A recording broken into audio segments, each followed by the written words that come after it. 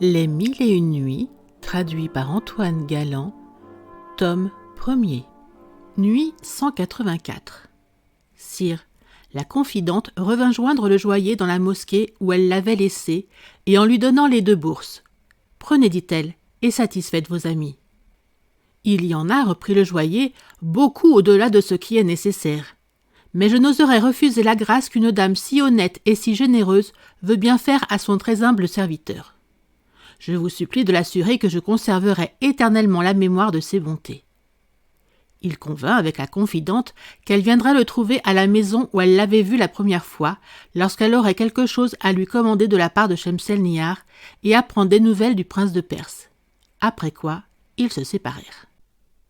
Le joaillier retourna chez lui, bien satisfait non seulement de ce qu'il avait de quoi satisfaire ses amis pleinement, mais de ce qu'il voyait même que personne ne savait à Bagdad, que le prince de Perse et Shemselnihar se fussent trouvés dans son autre maison lorsqu'elle avait été pillée.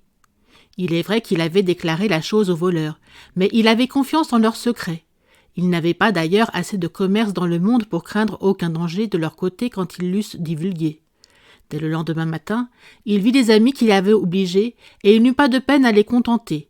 Il eut même beaucoup d'argent de reste pour meubler son autre maison fort proprement, où il mit quelques-uns de ses domestiques pour l'habiter.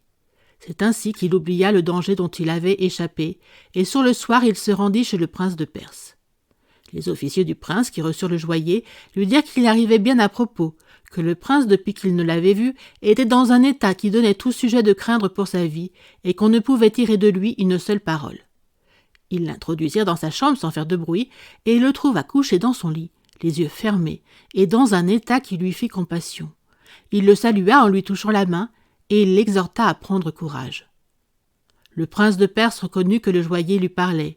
Il ouvrit les yeux et le regarda d'une manière qui lui fit connaître la grandeur de son affliction, infiniment au-delà de ce qu'il en avait eu depuis la première fois qu'il avait vu Shemselnihar. Il lui prit et lui serra la main pour lui marquer son amitié, et lui dit d'une voix faible qu'il lui était bien obligé de la peine qu'il prenait de venir voir un prince aussi malheureux et aussi affligé qu'il l'était. « Prince, reprit le joaillier, ne parlons pas, je vous en supplie, des obligations que vous pouvez m'avoir. Je voudrais bien que les bons offices que j'ai tâché de vous rendre eussent eu un meilleur succès. Parlons plutôt de votre santé. Dans l'état où je vous vois, je crains fort que vous ne vous laissiez abattre vous-même et que vous ne preniez pas la nourriture qui vous est nécessaire. » Les gens qui étaient près du prince leur maître prirent cette occasion pour dire au joaillier qu'ils avaient toutes les peines imaginables à l'obliger de prendre quelque chose, qu'il ne cédait pas, et qu'il y avait longtemps qu'il n'avait rien pris. Cela obligea le joaillier de supplier le prince de souffrir que ces gens lui apportassent de la nourriture et d'en prendre. Il l'obtint avec de grandes instances. Après que le prince de Perse eut mangé plus amplement qu'il n'eût encore fait par la persuasion du joaillier, il commanda à ses gens de le laisser seul avec lui, et lorsqu'ils furent sortis. « Avec le malheur qui m'accable, lui dit-il, j'ai une douleur extrême de la perte que vous avez soufferte pour l'amour de moi.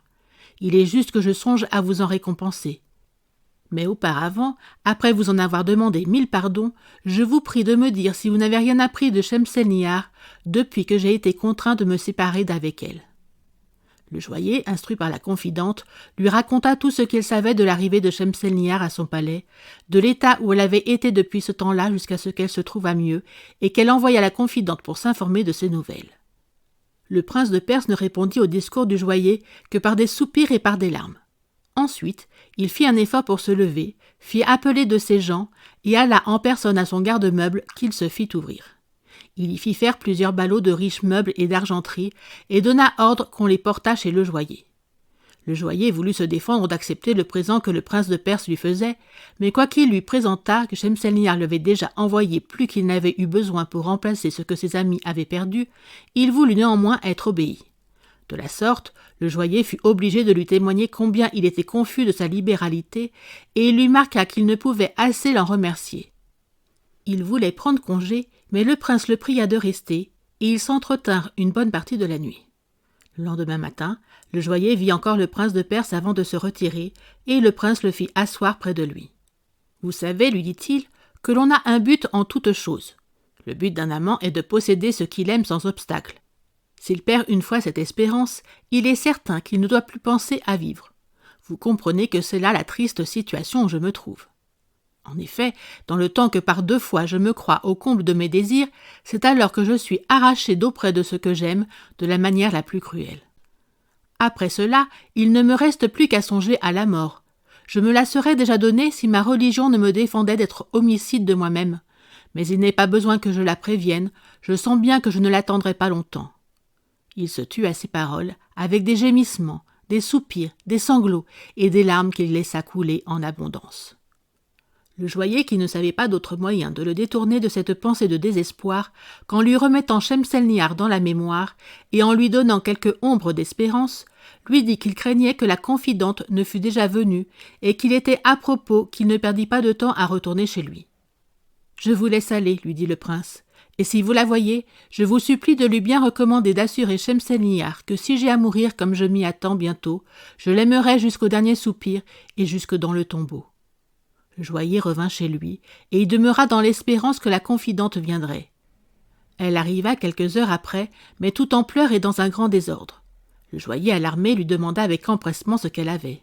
« Shemselnihar, le prince de Perse, vous et moi, reprit la confidente, nous sommes tous perdus. Écoutez la triste nouvelle que j'appris hier en rentrant au palais après vous avoir quitté.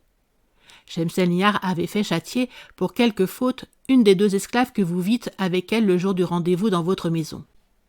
L'esclave, outrée de ce mauvais traitement, a trouvé la porte du palais ouverte, elle est sortie, et nous ne doutons pas qu'elle n'ait tout déclaré à un des eunuques de notre garde qui lui a donné retraite. Ce n'est pas tout, l'autre esclave, sa compagne, a fui aussi et s'est réfugiée au palais du calife, à qui nous avons sujet de croire qu'elle a tout révélé. En voici la raison. C'est qu'aujourd'hui le calife vient d'envoyer prendre Shemselnihar par une 20aine d'eunuques qui l'ont menée à son palais. J'ai trouvé le moyen de me dérober et de venir vous donner avis de tout ceci.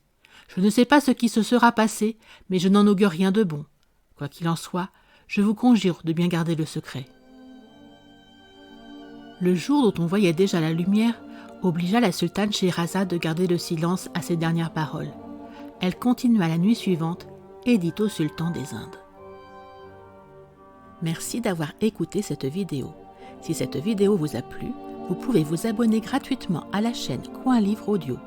N'oubliez pas de liker avec le pouce vers le haut. Vous pouvez aussi me laisser un commentaire. À bientôt.